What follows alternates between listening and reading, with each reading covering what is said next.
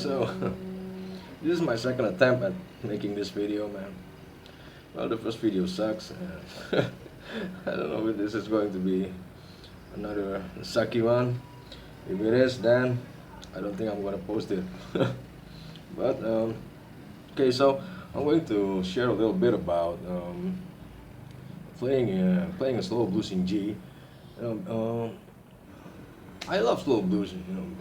Like I think that slow blues is there's really lots of things, lots of stuff to learn from playing slow blues, and I really think that the heart of the blues is in the slow blues. Um, that's why every now and again I need to like remind myself how to play slow, like don't not try not to do anything fancy, like anything that overly difficult, but it's going to help like building the flow when you're playing solo. Playing slow blues solo with acoustic blues is like um, it's if we can do it right, I think that there's I don't know, there's just tons of lessons to begin from playing slow blues. Okay, so lots of maybe the slow blues tutorial. They tend to play in E, maybe, or like on the other open strings. I don't know, but this time I'm going to explore a little bit in the G side from the G chord, and I need to remind you that this guitar is tuned half step down, so the correct G, the standard G is here, and I play it here. Okay, so okay, so let's just begin from the first thing, like from the intro. The first, just the stuff that I played, just something that I made up, and as probably some of you know, that I can play the same thing, like exactly the same twice. It's a rare occasion I can do that, but most of the time I'm just improvising. I'm just playing. At least I get the essence of the tune right. Okay, so the intro is this is like another form of G. This is the variation of G7. You may think you may heard this one from Robert Johnson, like maybe from Love in Vain, something like that, and the bass line is like. And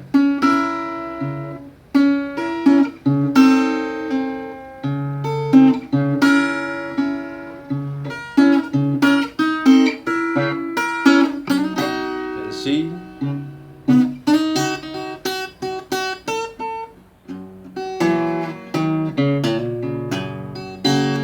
Okay, so there's the lick there. I think these ones I'm sure, I'm almost 100% sure that I learned that one from Sam Chatmon.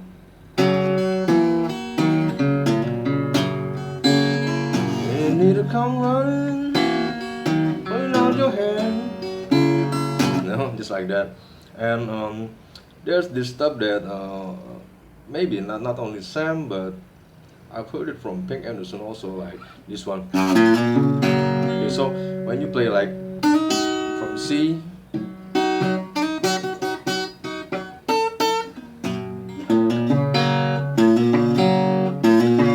no, that one's probably from Pink Anderson. I forgot the song. Mother, please don't tell the doctor. Oh, doctor can't do me no good. I don't know what's the title of the song. Man, I'm getting more stupid each day. Okay, I'm going to I'm just gonna put it in the description later. Okay, and that's just I'm jumping. Okay, I'm jumping everywhere.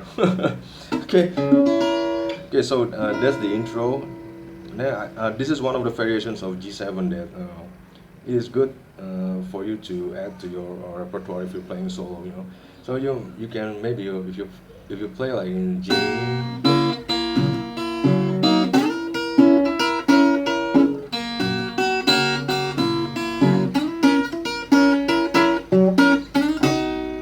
C, and you can go to C like here. No, whoopsie. So this is still C, you know. Okay, so there's a little bit of that lick. So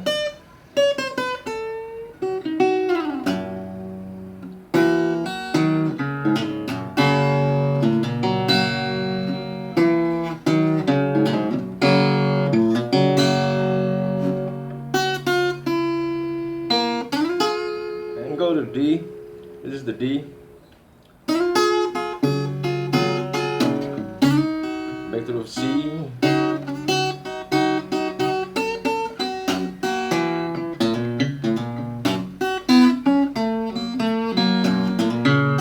Yeah, you can add that little lick like right there. Yeah. It's basically this one. Hey.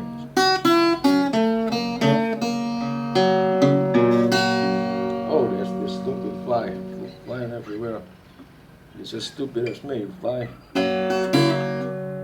Oh, die you. Oh, okay. Hold on a minute. I need to kill this one.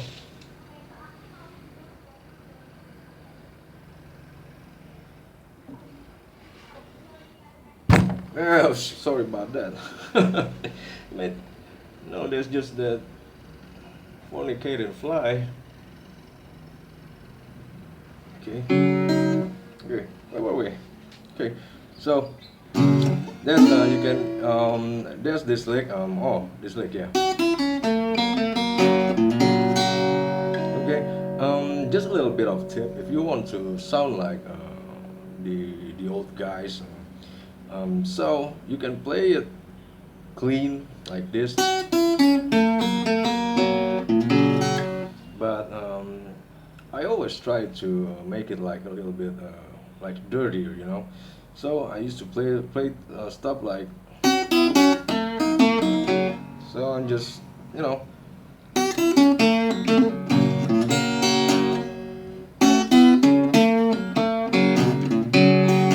Like ghost notes everywhere. Some people might hate it, you know, because it sounds dirty as crap. But I personally like it, you know. And everywhere, like when I play the other licks, like the D. So I used to, you know, I just mute the other strings, but.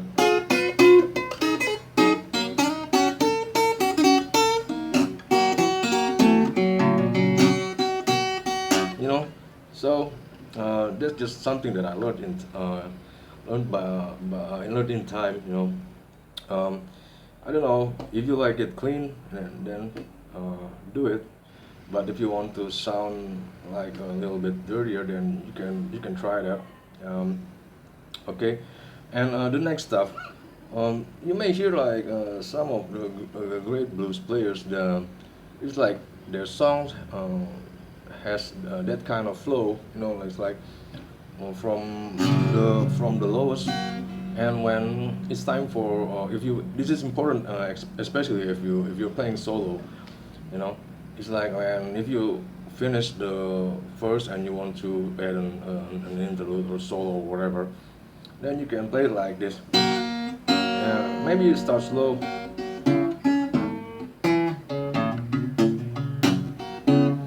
And maybe after the turnaround or the end of some verse or for the interlude, yeah, like an example like this.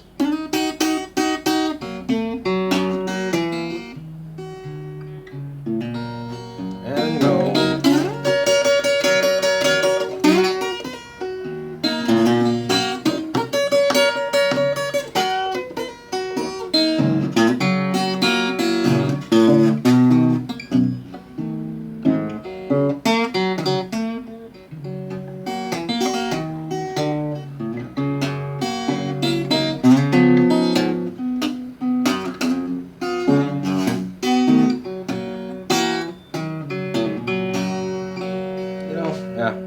of stuff. You can play it like high register.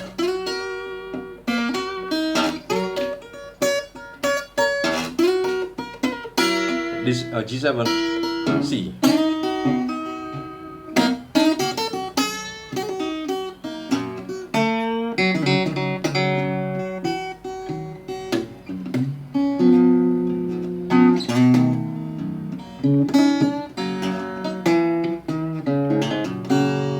You know, and the other thing about the old guys, about the authentic blues players, um, sometimes like they play without exactly if like they for example if they play a song, it's like an 8 bar song or maybe a 12 bar song, it doesn't mean that they ended like exactly on the bars. It's like it's not exactly on time, and that's what separates like all the real guys, all the old players back then. If you think like maybe like some modern players, for me personally, they sound like uh, a little bit more educated. Not like it's a bad thing, but I don't think that it's just not the type of sound that I prefer. I prefer like something that uh, I don't know. Maybe it's just my personal preference, but I used to listen to all the old recordings, and I don't really listen to many of the modern stuff. Um, but uh, from what I've heard, it's not like you know they're not that precise. They make like out of a little bit out of tempo, a little bit out of bars maybe, um, and it's just something that you need to mind about if you want to play if you want to sound authentic. And once again, it's not like if you play on the bars, exactly on bars and on time, it doesn't mean that it's a bad thing. It's just this is my personal preference because um, I'm just looking for that organic touch to play in blues. Okay, that's why sometimes I intentionally missed I intentionally missed maybe a beat. I intentionally missed maybe a bar like that, or maybe I'm just stupid. Okay, something like that. Okay, okay. So I've showed you like you can play G7 in lots of places, and um, I really encourage you to really listen to the old guys. To really listen to the old recordings. Nothing sounds more authentic you know than the old guys because they're the guys, man. Okay. Um, I think maybe that's about what I want to say about this piece. I don't know if this helps, but I hope you can get something out of it. I don't know, man. Something out of my rambling. And just a few seconds of me chasing some flies. Damn flies. Okay, I'm going to play a little bit, on G, maybe to show you a little bit of variations, or maybe you can take something, or maybe inspired. I don't know. I don't know. Or maybe you just wanna say you suck, man. It's okay. It's alright. It's alright. Okay.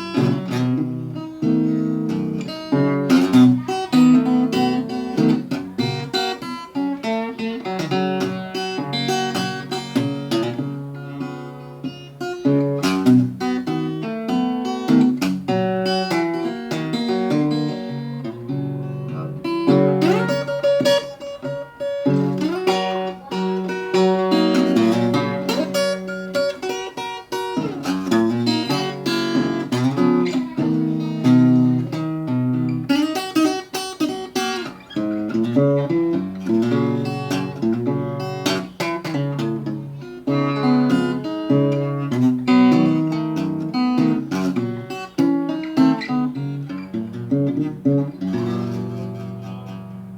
there's a little bit of the outro.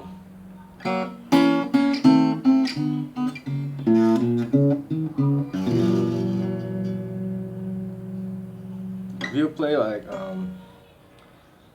you can get the outro on a high register, or you can play it like some dramatic effect, something like that.